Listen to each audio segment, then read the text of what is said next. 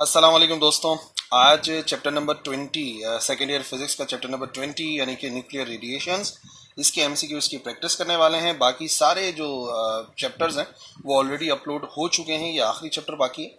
तो चलिए इसको भी स्टार्ट करते हैं, समझते हैं किस किस्म के एमसीक्यूज आते हैं from this chapter. Question number 1, the method of finding the age of specimen by carbon 14 is called. जो मेथड है जिसके ज़रिए हम किसी भी स्पेसिमेन की, किसी भी सैंपल की जो एज है, जो एब्सोल्यूट एज है, हम उसको मालूम कर सकते हैं with the help of carbon 14। तो इसका बहुत ही आसान सा जवाब है, ये कहलाता है रेडियो कार्बन डेटिंग। मुख्तलिफ तरीक़ों के साथ पास्ट पेपर के अंदर ये आपको क्वेश्चन नज़र आएगा, जहाँ पर C14 और finding the age of specimen something बात होगी। तो याद रखिए उसका करेक्ट आंसर है radio carbon dating. Question number 2, A modern technique of tracing complexity of molecules is called। एक तरीक़ेकार है जिसके ज़रिए हम ट्रेस कर लेते हैं जो कॉम्प्लेक्सिटी होती है किसी भी मॉलिक्यूल की, तो उसे कहते हैं ट्रेसर टेक्निक। और ये आपको मिलेगा यूजेस ऑफ रेडिएशन के अंदर, जो ट्रेसिंग टेक्निक की जाती है, जिसमें हमारी किताब के अंदर कार्बन की मिसाल दी गई है और कैल्शियम की मिसाल दी गई है, आयोडीन की मिसाल दी गई है। तो बहरहाल ये एक पूरा टेक्निक है, उसे ट्रेसर टेक्निक कहते हैं। The rate of flow of blood in the human body can be traced by using this radioisotope। किस रेडियो आइसोटोप के जरिए हम लोग रेट ऑफ फ्लो को मालूम कर सकते हैं ब्लड में? तो याद रखिए उसका आंसर है सोडियम। सोडियम क्योंकि खून में शामिल हो जाता है तो फिर उसके ज़रिए हम रेट ऑफ ब्लड को जो है वो मालूम कर सकते हैं। और बाकी कैल्शियम के ज़रिए बोन्स वगैरह की जो भी मेजरमेंट होती है उसको की जाती है, फिर कैल्शियम जो है वो बोन्स एब्जॉर्ब करती हैं। कार्बन जो है वो इस्तेमाल होता है प्लांट्स वगैरह के अंदर, H13 का कोई ऐसा यूज़ है नहीं।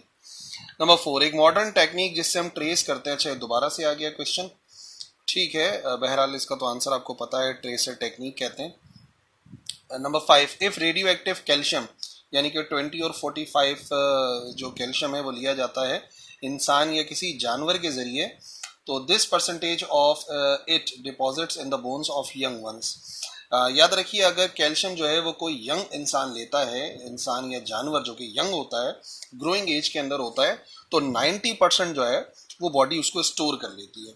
और यही परसेंटेज 40 to 45% हो जाती है बुढ़ापे में, यानी कि जब बूढ़े हो जाते हैं। यही वजह है कि जो जब बूढ़े हो जाते हैं तो जो हड्डियां हैं वो ज़्यादा टूटने का चांस होता है और टूटने के बाद जुड़ने के चांस थोड़े कम हो जाते हैं। बाकी यंग वंस जो होते हैं, आप देखें बच्चा आमतौर पे गिर भी रहा होता है तो वो रिकवर कर लेता है, हड्डी वड्डी नहीं टूटती, बिकॉज उसकी जो बोन्स हैं उसके अंदर 90% कैल्शियम जो है वो इजीली एब्जॉर्ब हो जाता है। नंबर 6, this device is use to make the path of ionizing particles visible. एक डिवाइस है जिसके जरिए हम जो है वो पिक्चर्स ले सकते हैं जो पाथ होता है आयनाइजिंग पार्टिकल्स का, और वो कहलाता है Wilson cloud chamber. Wilson cloud chamber की वर्किंग ज़रूर याद करना, उसके अंदर ये आपको मिलेगा कि अल्फ़ा की फिगर कैसी होती है, फोटोग्राफ कैसा होता है, बीटा का फोटोग्राफ कैसा होता है और गैमा का फोटोग्राफ कैसा होता है। This is highly ionising particle. तो देखो ये तीन जो ऑप्शन नजर आ रहे हैं ना, अल्फा बीटा गैमा, इसमें सबसे ज्यादा जो लोएस्ट आयनाइजेशन होती है वो गैमा की होती है। कोई मास नहीं है इसका, चार्ज भी नहीं है। बीटा की उससे ज्यादा होती है और सबसे ज्यादा जो आयनाइजिंग पार्टिकल होता है वो होता है अल्फा, जो कि बेसिकली हीलियम एटम होता है। वो इतना भारी होता है कि वो ज्यादा आयनाइजेशन प्रोड्यूस कर सकता है। Number 8, in treating localized cancerous tumour एक नैरो बीम इस्तेमाल की जाती है। ये भी एमसीक्यूज आपको नजर आएगा, पास पेपर में मुख्तलिफ तरीकों से पूछा जाता है। तो बेसिकली कोबोल्ट 60 को इस्तेमाल करते हैं, तो तीनों ऑप्शन में सेम है। और उससे जो गैमा रेज इस्तेमाल होती हैं उसके ज़रिए हम जो है वो लोकलाइज्ड कैंसेरियस ट्यूमर जो होता है उसको ट्रीट करते हैं।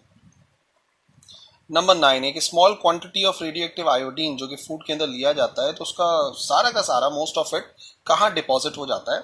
थायराइड ग्लैंड्स, बोन, ब्रेन या स्टमक। तो याद रखिए थायराइड ग्लैंड के अंदर जो है वो रेडियो एक्टिव आयोडीन स्टोर हो जाता है। यही वजह है कि जो मोस्ट ऑफ द आयोडीन है बेसिकली थायराइड ग्लैंड में स्टोर हो जाता है। Number 10, activation analysis technique is used when an element in a mixture is present in very minute traces chemical similar chemical properties, यानी कि ऐसा मिक्सचर है जिसमें कुछ एलिमेंट जो हैं मौजूद हैं उस मिक्सचर में, उनकी केमिकल प्रॉपर्टीज बहुत ज़्यादा सिमिलर हैं या डिफरेंट केमिकल प्रॉपर्टीज हैं, both A and B. Correct answer is both A and B. Activation analysis के जरिए जो माइन्यूट ट्रेसेस होते हैं किसी मिक्सचर के अंदर वो भी ट्रेस हो जाते हैं, और जिनकी दो तीन ऐसे एलिमेंट्स हैं जिनकी केमिकल प्रॉपर्टी सेम है उनको भी हम ढूंढ सकते हैं activation analysis basically radio active radiation का एक अहम यूज है। The half life of carbon 14 is about, जो हाफ लाइफ है कार्बन 14 की वो अबाउट कितनी है, 2700 ईयर्स है, 450 ईयर्स है, 5700 ईयर्स है, या फिर 4500 ईयर्स है। तो करेक्ट आंसर है 5700 years approximately is the half life of carbon 14. For detection of porosity cavity in metal casting is examined by, जो हम पोरोसिटी या कैविटी जो है वो मेटल कास्टिंग के अंदर फाइंड करते हैं तो उसके लिए क्या इस्तेमाल किया जाता है, बेसिकली एक्सरेज को इस्तेमाल करते हैं जिसके ज़रिए हम पोरोसिटी या कैविटी को कैलकुलेट करते हैं या फ्रैक्चर्स वगैरह को कैलकुलेट कर लेते हैं। तो एक्सरे वगैरह जो कराया जाता है बोन्स का, उसके ज़रिए हम ये चीज़ें कैलकुलेट कर सकते हैं। Number 13. During the solar flares, the sun contributes significantly to the low energy. जब सोलर फ्लेयर्स होते हैं जो सन के, वो सिग्निफिकेंटली कंट्रीब्यूट करते हैं लो एनर्जी कॉस्मिक रेज की। जो कॉस्मिक रेज हैं वो निकलती हैं सोलर फ्लेयर्स से, ठीक है ना। ये सब बुक में आपको मिलेगा यूजेस वगैरह में। The range of beta particles as compared to alpha particles, जो रेंज है बीटा पार्टिकल्स की अगर हम उसको कंपेयर करते हैं अल्फा पार्टिकल से तो वो कितनी है, 10 गुना है, 100 गुना है, 1000 गुना है, या 2.5 टाइम्स है। So it is nearly equal to 100 times है तकरीबन बीटा की जो है अल्फा के लिहाज से ज़्यादा दूर तक ट्रैवल कर सकता है। Number 15. Gamma ray can produce ionization in following ways except, gamma rays produce कर सकता है आयनाइजेशन किसके अलावा, डॉपलर इफेक्ट के जरिए, photoelectric effect, Compton effect, materialization of energy. तो याद रखिए फोटो इलेक्ट्रिक इफेक्ट से भी आयनाइजेशन हो सकती है गैमा रे में, कॉम्पटन इफेक्ट से भी हो सकती है, और मटेरियलाइजेशन ऑफ एनर्जी जो कि आप देखते हो ना वो पेयर प्रोडक्शन, उसको भी कर सकते हैं। Doppler's effect is not the correct option in this case, वो साउंड और लाइट के लिए इस्तेमाल होता है।